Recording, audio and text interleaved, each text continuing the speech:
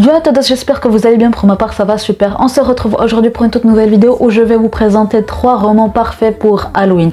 Commençons sans plus tarder avec le premier roman qui est également un premier tome, et c'est Seul un monstre de Vanessa Len, publié chez Lumen.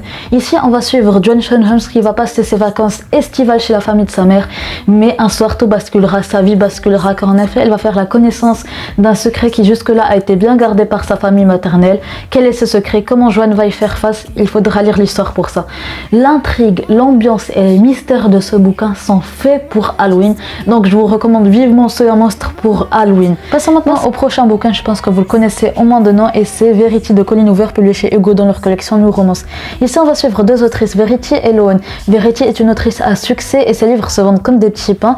Un jour elle va être victime d'un accident et son mari Jérémy va faire appel au service de Loan en tant que ghostwriter, parce que ses livres à elle, ils reçoivent un accueil poli.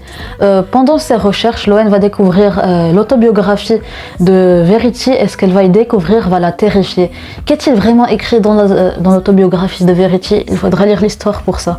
Et bien les amis, je recommande Verity pour Halloween, parce que vraiment ce qu'on y découvre, c'est vraiment terrifiant et halloweenesque. Vraiment la mentalité de Verity match vraiment avec l'esprit d'Halloween. Vraiment je vous assure, ça m'a fait peur comme pas possible ce que faisait Verity, ce qu'elle nous confiait en quelque sorte. Vraiment c'était horrible, donc je vous le recommande vivement pour Halloween. Passons maintenant au prochain roman, et qui est le dernier également, et je pense que si vous me suivez depuis assez longtemps, je pense que vous le reconnaîtrez.